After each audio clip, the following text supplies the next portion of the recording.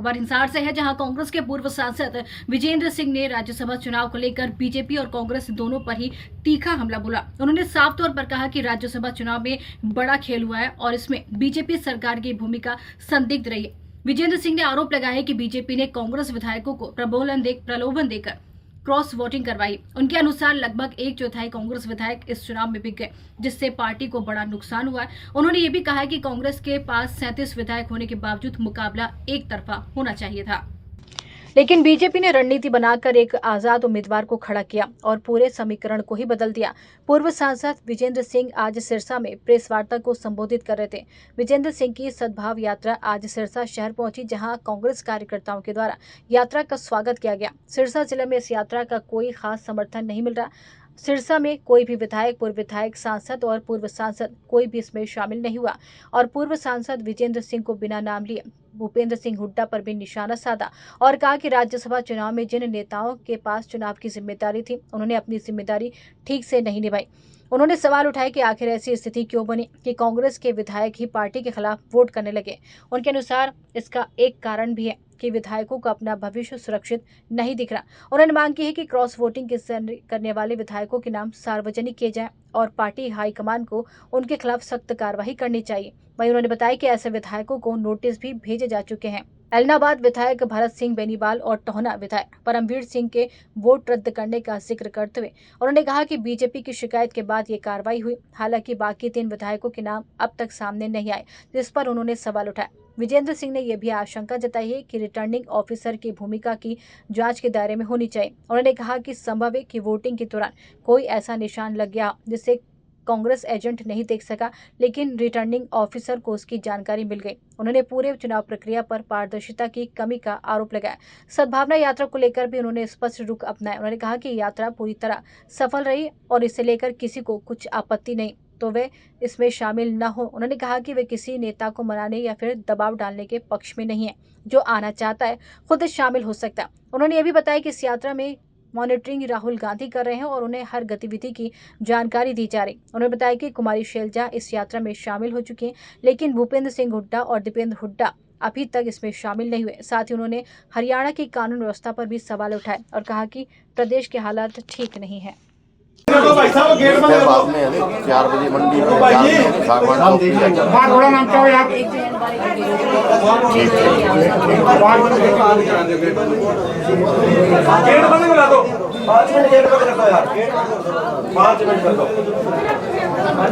राजनीति ले आओ कर दो। सर, पिछले कई दिनों से आपकी जो यात्रा है सिरसा जिला में प्रवेश कर रही है, तो किस तरह का रिस्पॉन्स पूरे जिले भर से मिल रहा है? वो आए तो उनसे पूछना है, ये सवाल अभी कार्यक्रम क्या करेंगे?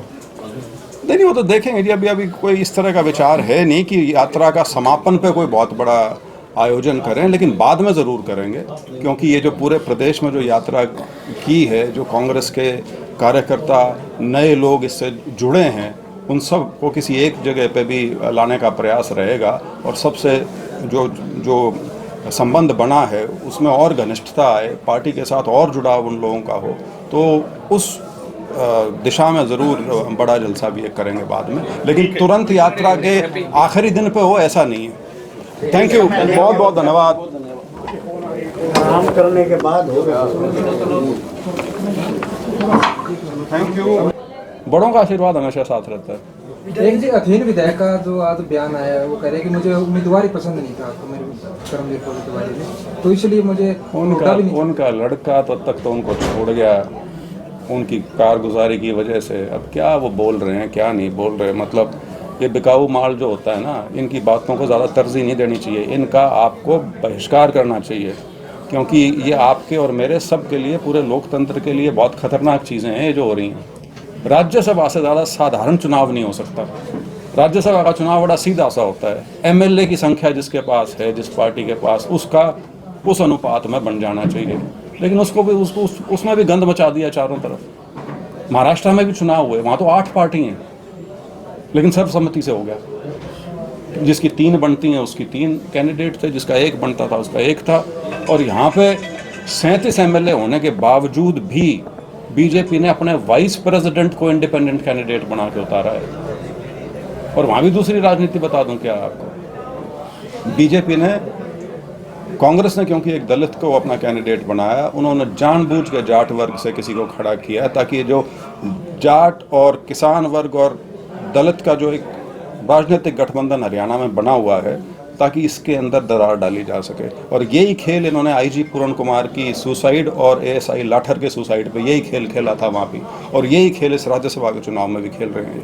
एक भावी मुख्यमंत्री का तो बहुत सवाल है, जैसे कि इनेलो की रैली में भी, जसपा की रैली में भी, अब बीजेपी से भी राव नरवीर करेगा हमारा मुख्यमंत्री हो, और आपकी भी सभा में भी एक बार आपके पिताजी थे उस समय भावी मुख्यमंत्री को नारे लगे थे, तो इस पर क्या कहेंगे?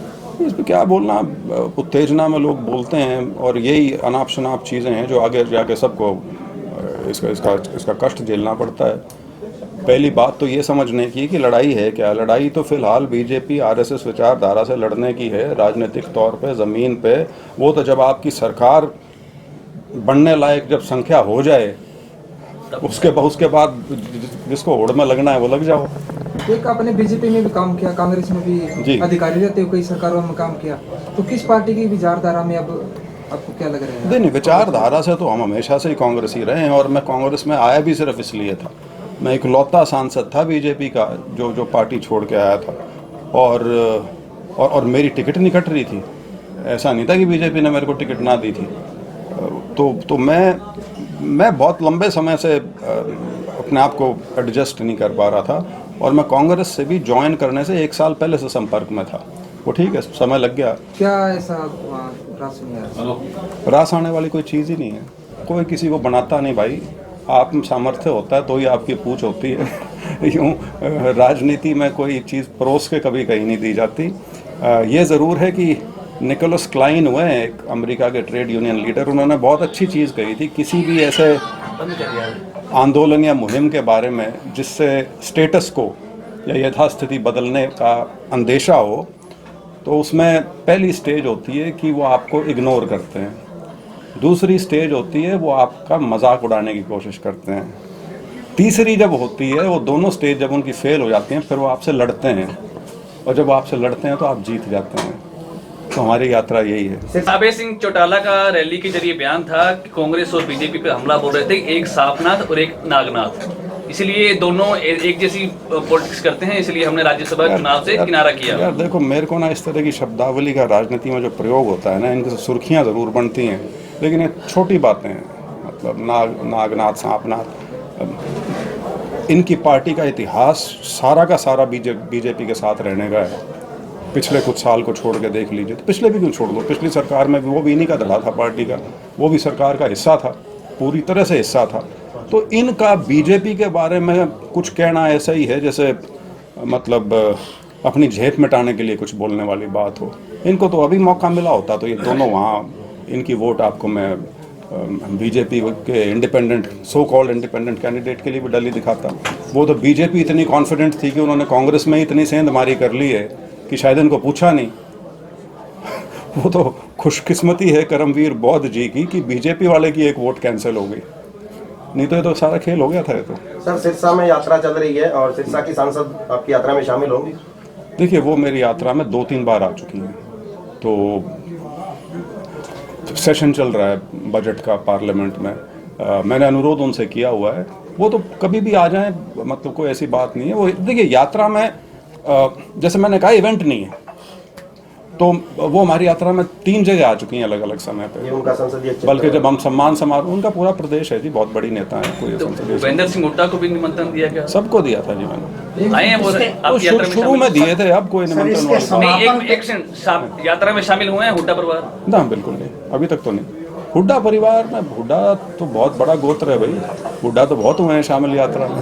भूपेंद्र सिंह हुड्डा, दीपेंद्र, मैं भी उन्हीं के परिवार का हूँ। सर, इसके आपको हुड्डा जी और मेरे पिताजी, मेरे पिताजी की बुआ के लड़के हैं वो। सर, आपको उम्मीद है कि भविष्य में जब यात्रा का समापन होगा उससे पहले शामिल हो सकते हैं? उनके ऊपर है, बहुत बड़े नेता हैं यार, उनका तो बल्कि आशीर्वाद इस यात्रा को एक उनका बच्चे की उम्र का व्यक्ति कांग्रेस के झंडे तले यात्रा कर रहा था, उनका आशीर्वाद तो पहले दिन से होना चाहिए था। नहीं मिला? मिला हुआ है। सिरसा में गुटबाजी चरम पर है। आपने भी अपनी यात्रा के अंदर देखी है कि सिरसा के 3 स्थानीय एमएलए आपकी यात्रा से नजारे रहे हैं। आज सिरसा के एमएलए सिरसा के अंदर खुला दरबार भी लगा रहे हैं, लेकिन कहीं ना कहीं आपकी यात्रा में शामिल नहीं हुए हैं। आपका इस बारे में क्या कहना है? कोई बाध्य नहीं है जी यात्रा में शामिल होने के लिए, और हमारी यात्रा अब इन प्रश्नों से ऊपर चली गई है कि कौन इसमें आ रहा है कौन नहीं आ रहा। उससे हम बहुत आगे जा चुके हैं। ये शुरुआती हफ्ते 10 दिन की चीज़ें थी, कौन आएगा नहीं आएगा। अब हमारी यात्रा हरियाणा के राजनीतिक मानचित्र पर स्थापित हो चुकी है और लंबी यात्रा है। कोई आ जाए ना आए, हो सकता है कल को कोई आ जाए, बहुत से लोग आए भी हैं। हालांकि जिलाध्यक्ष तो आपके साथ कंधा से कंधा मिलाकर चल रही है, लेकिन आपके फादर साहब जब यहाँ पीसी करने आए थे तो उन्होंने अनाउंस किया था कि जो है विधायक, पूर्व विधायक या एक्स एमपी वो भी साथ इंक्लूड होंगे। नहीं, देखिए ये सद्भाव की यात्रा है। अगर किसी को इससे आपत्ति है, वो नहीं आना चाहता तो ना आए। हम किसी के पांव पकड़ने नहीं जाएंगे इसके लिए। आप अगर इस मुहिम का हिस्सा बनना चाहते हैं, एक लड़ाई जो कांग्रेस पार्टी के लिए हम सड़क पे लड़ने लग रहे हैं एक लंबी यात्रा के माध्यम से, अगर आप उसका हिस्सा नहीं बनना चाहते तो आपको मुबारक हो। क्या है उसमें? मैं तो एमएलए भी नहीं हूँ। आप जिनकी बात कर रहे हैं वो तो पदाधिकारी हैं सारे के सारे। वो मेरी यात्रा में ना आए कौन जबरदस्ती कर सकता है? क्या यात्रा की रिपोर्ट ऊपर हाईकमान तक पहुंचाई जाएगी, कौन शामिल हो और कौन नजर आ रहा? नहीं, वो तो जब मैं 2 बार राहुल गांधी जी से मिला हूँ, उन्होंने सीधे यही सवाल पूछे हैं मेरे से यात्रा के बारे में, लेकिन मैं चुगली करने का आदी नहीं हूँ। ब्रजेंद्र सिंह जी, चुनाव में लोग एक मिनट मैंने तो सबका साथ और सबका सहयोग मिला है, यही कहा है, लेकिन उनको जानकारी है सारी की सारी। चुनाव में लोग कहते थे, आज भी कह रहे हैं कि सारे कांग्रेस एक हो तो हरियाणा में कांग्रेस की सरकार बन सकती है, तो लोगों को वो फार्मूला नहीं मिल रहा है, ना ही आप बड़े नेताओं को मिल रहा है। क्या फार्मूला निकलेगा इसका? बन सकती नहीं है जी। कांग्रेस आज के दिन भी हरियाणा में सबसे मजबूत राजनीतिक दल है, लेकिन ये जो जानबूझ के 11-12 साल तक संगठन जो नहीं बनने दिया था, ये इसीलिए नहीं बनने दिया था कि लोगों की जो अपनी निजी दुकान पार्टी के माध्यम से वो चला रहे हैं वो जमी रहे। अब संगठन बन गया है, जिला स्तर का, प्रदेश स्तर का भी मेरे ख्याल से जल्दी कार्यकारिणी वगैरह बन जाएगी। तो अब आप पाएंगे धीरे धीरे चीज़ें बदलेंगी, लेकिन अगर आप ओवरनाइट चेंज एक्सपेक्ट कर रहे हैं वो नहीं होगा, क्योंकि आदतें बिगड़ी हुई हैं कई साल से। सर, इशारा कहाँ है, किसकी निजी दुकानें हैं? बहुत से हैं। ये जो चीफ मिनिस्टरशिप का भूत चढ़ा हुआ है हरियाणा के सारे नेताओं पर, जब तक ये भूत नहीं उतरेगा तब तक आप बीजेपी से लड़ नहीं पाएंगे पार्टी के तौर पर। हम पलवल गए हुए थे। पलवल में 54,000 एकड़ ज़मीन जो पिछले साल बारिश आई थी उससे भरी हुई है पानी से, और वो पानी की निकासी आज तक नहीं हुई। उनकी 2 फसलें ख़त्म हो चुकी हैं और उनको भविष्य में भी नहीं लगता कि अगली 2 फसलें भी और उनकी कम से कम ख़राब होंगी। तो एक अजीब किस्म की संवेदनहीनता है, जैसे मैंने कहा, और वो हर जगह व्याप्त है। और विकास की यदि बात करें तो मैं तो उदाहरण एक ही लेता हूँ। मुख्यमंत्री जी का हल्का है लाडवा। आप कोई साथी वहाँ एक बार ज़रा घूम के आओ, वहाँ की सड़कों पे आपको पता लग जाएगा। जब मुख्यमंत्री के हल्के की हालत ये है तो बाकी प्रदेश में क्या होगी। आप हाईवे से नीचे उतरिए, नेशनल हाईवेज़ के नीचे उतरिए, आपको हरियाणा की सड़कों के नीचे हरियाणा का विकास दबा हुआ मिल जाएगा सारा का सारा। कल सर नरवाना में INLD की रैली हुई। दावा अभय सिंह चौटाला की तरफ से किया जा रहा है कि काफी बेहतरीन रैली थी, लाखों लोग उमड़े थे। उनका दावा भी कि 29 में इनेलो सरकार बनाएगी। दिल बहलाने के लिए गालिब भी है, ख्याल भी अच्छा है। आदमी को हौसले में रहना चाहिए। नहीं, वो 5 तो उजागर हो गए, उनको तो नोटिस भी जा चुका है। सवाल तो बाकी के 3 का है, क्योंकि परमवीर जी की वोट तो उन्होंने खुद ही बताया कि मैंने वो पूरी फोल्ड नहीं की थी, इसलिए शायद उनकी रद्द की, और उनकी रद्द की गई थी बीजेपी की कंप्लेंट पे। 2 कंप्लेंट्स हुई थी, भरत सिंह बेनीवाल जी की और परमवीर जी की। तो परमवीर जी की तो एक उस नाते कैंसिल हुई है, लेकिन मेन है वो बाकी 3 कौन है, और उनके नाम शायद मेरे ख्याल से इस तरह से नहीं पता लग सकते, क्योंकि अब वो रिटर्निंग ऑफिसर ने कोई खेल खेला है या एक पहले से एक षड्यंत्र के तहत कोई छोटा मोटा ऐसा निशान लगाया गया जो पार्टी का एजेंट नहीं देख पाया, लेकिन रिटर्निंग ऑफिसर को पता था कि ऐसा निशान मिलेगा इसके ऊपर, क्योंकि वो वोट तो पता लगा कि शायद ठीक डली थी, लेकिन उन पर बिंदी बुंदी कोई लगाई हुई थी। तो वो बिंदी तो हो सकता है हमारे इलेक्शन एजेंट ने ना देखी हो या ना ध्यान गया हो, लेकिन बात ये नहीं है। बात ये है कि 1/4 कांग्रेस के करीब 1/4 कांग्रेस के विधायकों ने दगा किया है। वो बिके हैं। बीजेपी तो आपको पता ही है, बिल्कुल बोरियों के मुंह खोल देती है, पैसे की बोरियों के ऐसे। एक साधारण सा चुनाव जिसमें 37 MLA कांग्रेस के थे, कोई कारण नहीं था कि इसमें तीसरा उम्मीदवार खड़ा किया जाता, लेकिन किया, जानबूझ के किया बीजेपी ने, क्योंकि ये ओछी राजनीति करना उनकी आदत बन चुकी है, वो उसके आदी हो गए हैं। और वो आदी शायद इसलिए भी हो गए हैं कि बिकने वाले भी लोग खड़े हैं दूसरी तरफ। लेकिन उससे भी ज़्यादा मैं ये मानता हूँ कि इसको इस तरह से भी देखना चाहिए कि इतने 1/4 MLA यदि आपकी पार्टी के विरोध में अगर वोट डाल रहे हैं, कुछ कैंसिल, कुछ ने डायरेक्ट क्रॉस वोटिंग की है, कुछ की कैंसिल हुई है, तो जिन लोगों को जिम्मेवारी दी हुई है उनको भी तो अपनी जिम्मेवारी माननी चाहिए। सिर्फ ये कह देने से काम नहीं चलता कि ये बिके हैं। बिके तो हैं, लेकिन बिकने की हालत क्यों आई है?